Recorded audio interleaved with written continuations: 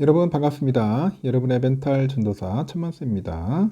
어느새 장이 끝났고 저녁이 다가왔네요. 오늘 코스피 4,000 4.85.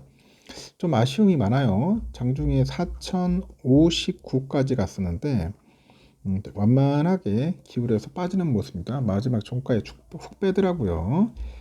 오늘 개인들 오늘 화끈하게 또 팔죠. 1조 3,800억 매도를 했고 개인들 외국인들 6,400, 기관 애들 7,500억 매수했습니다. 삼성전자 4.2%, 하이닉스 1.6, LG엔솔 0.8, 3반은 보합, 무선주 3.5, 현대중공업 1.57, 두산에어빌리티 4.44, 하나이로스페이스 1.2 이렇게 올랐고 현대차, KB금융 좀 빠지네요.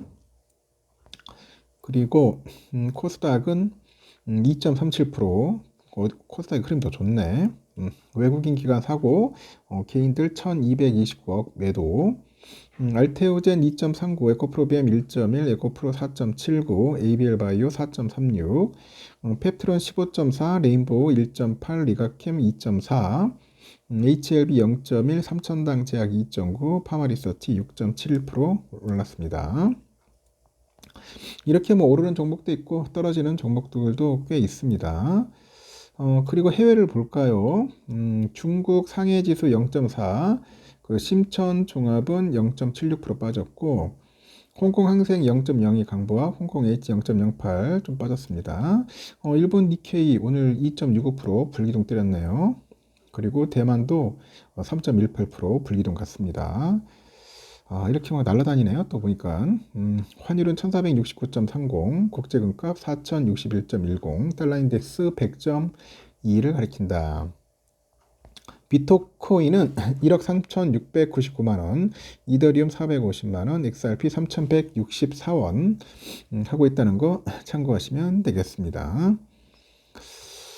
그리고 한 달 반 전에 나왔어야 했던 미국 정부의 공식적인 9월, 이 9월의 고용 지표가 20일 오전 8시 30분에 발표가 됩니다.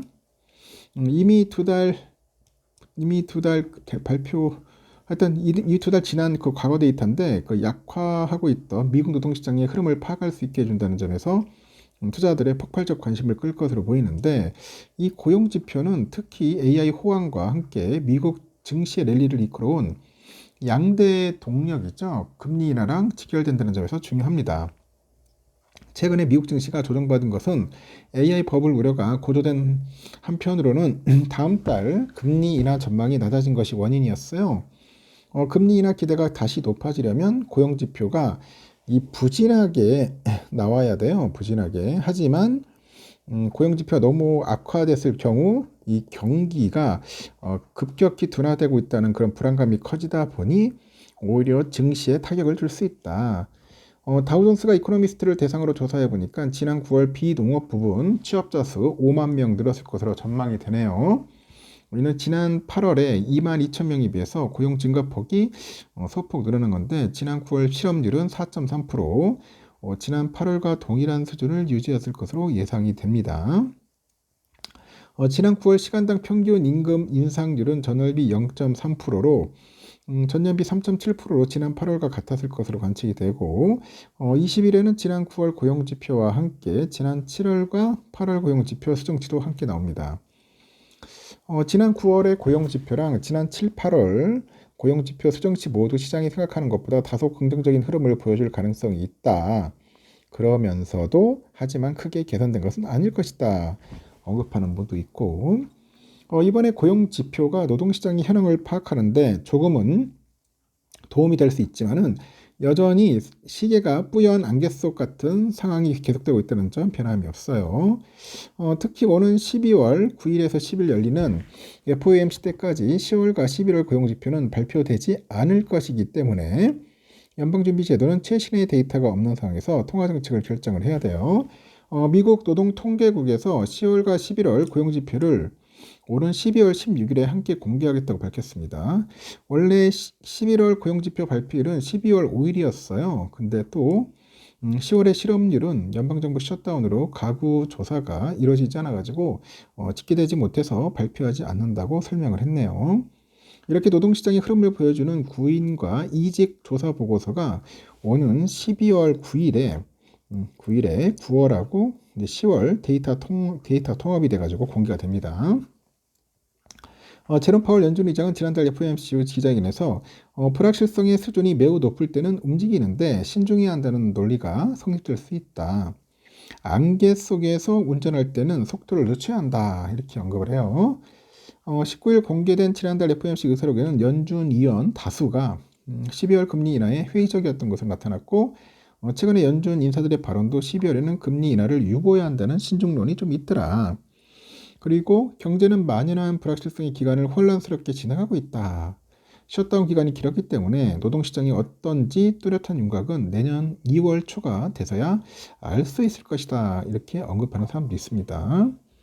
그리고 연준 위원들과 투자자들은 정부의 공식적인 고용 지표가 나오지 않는 동안 ADP의 민간 고용 증가 폭과 챌린저, 그레이, 크리스마스, 감원 통계 등 민간 데이터에 의존해서 노동시장의 상황을 파악해 왔다고 합니다. 이 때문에 크리스토퍼 월러 연준 이사가 지난 17일 데이터가 부족해서 정책을 결정하기 어렵다는 의견에 동의하지 않는다면서 현재 노동시장 여건을 감안할 때 12월에 금리 인하가 필요하다고 말했다. 이렇게 언급을 합니다. 하여튼 월러 이사는 도널드 트럼프 대통령이 지명한 인물인데 차기 연준 의장 후보군에 포함되어 있어요. 골드만삭스는 그동안에 공개된 민간 고용 통계를 종합해 볼 때 지난 9월에는 비농업 부분 취업자 수가 시장의 컨센서스보다 많은 9만 명 늘었을 것으로 추정된다고 하죠. 하지만 10월 비농업 부분 취업자 수는 5만 명 감소했을 것으로 봅니다. 그리고 10월 실업률은 발표되지 않겠지만 셧다운과 관련해서 일시적인 해고와 노동시장 내 유휴 인력의 증가로 상승했을 것으로 전망한다고 합니다. 하여튼 20일 새벽 시카고 상품거래소 금리 선물 시장에 따르면 12월 금리 인하 전망은 29.6%에 불과하더라. 동결은 한 70.4% 정도 보는 것 같습니다. 12월 달 보니까 거의 금리 동결로 거의 갈 것 같네요. 사항은 이렇다는 겁니다. 오늘 삼성전자 좀 아쉬움이 있어도 10만 600원 마무리됐죠. 10만 600원. 현재 시간에서는 10만 1,400원까지 올라가고 있어요. 한 5%까지 지금 튀고 있고 외국인 기관들 좀 샀죠. 오늘 개인들이 700만 주 신나게 팔고 도망갔습니다. 오선주도 75,600원 더 올라야 하는데 요즘 오선주가 빌빌거려요. 오선주 한 5% 정도는 올랐어야 돼. 한 7만 한 6,800원까지 갔었는데 좀 많이 빠져서 좀 아쉽긴 합니다. 좀 비리비리 해가지고 오선주가 내일은 좀 많이 오르겠죠. 하여튼 외국인과 개인들이 좀 많이 팔았다는 게 좀 아쉬웠습니다. 여기까지 하겠습니다. 저녁 맛있게 드세요.